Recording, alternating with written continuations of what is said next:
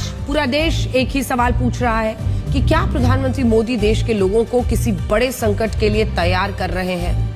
हैदराबाद में हुए एक कार्यक्रम में प्रधानमंत्री मोदी ने यह कहा कि ईरान युद्ध का भारत पर गंभीर असर हुआ है और क्योंकि भारत के पास कच्चे तेल के कुएं नहीं हैं, इसीलिए अब पूरे देश को एकजुट होकर लड़ना होगा।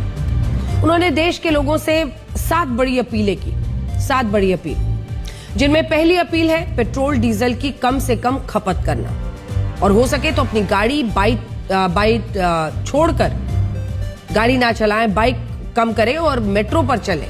दूसरी अपील जो उन्होंने की है, दूसरा अपील है वर्क फ्रॉम होम, यानी घर से ही काम को बढ़ावा दिया जाए ताकि तेल की खपत कम हो। तीसरी अपील है अगले 1 साल तक सोना ना खरीदें और इस अपील के बाद पूरे देश में खलबली मच गई। जो कंपनियां रिटेल मार्केट में सोना बेचती हैं, उनके शेयर्स में अब तक की सबसे बड़ी गिरावट आ गई है।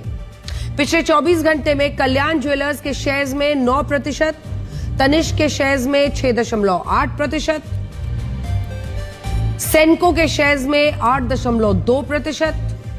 सोचिए, ये गिरावट है और लोग ये पूछ रहे हैं कि क्या आने वाले दिनों में सोने की खरीद पर रोक भी लगाई जा सकती है। चौथी अपील, विदेश यात्राओं को अगले 1 साल के लिए टाल दिया जाए।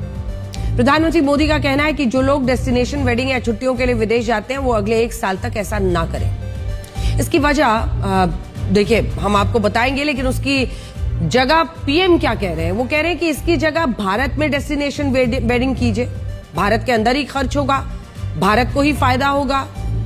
यही छुट्टियां बनाकर आप घरेलू पर्यटन को बढ़ावा दें। तो दोनों ही नजरिए से, चाहे वो डेस्टिनेशन वेडिंग हो, पीएम कह रहे हैं कि देश के अंदर कीजिए, चाहे वो छुट्टियां मनाने की बात हो, वो कह रहे हैं देश के अंदर। इस अपील से वो लोग सबसे ज्यादा डरे हुए हैं जिन्होंने विदेशों में छुट्टियां मनाने के लिए अपनी बुकिंग पहले से कराई हुई है।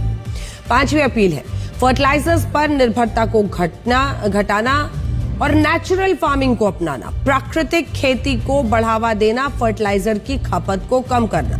6ठी अपील, कुकिंग ऑयल का सोच समझकर कम इस्तेमाल।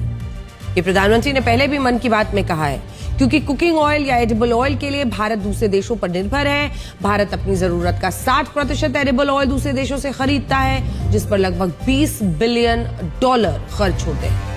और आखिर अपील ये की है कि लोग ज्यादा से ज्यादा भारत में बने सामान को अपनाएं और मेड इन इंडिया सामानों की मांग बढ़े, जिससे विदेशी सामानों पर निर्भरता को कम किया जा सके।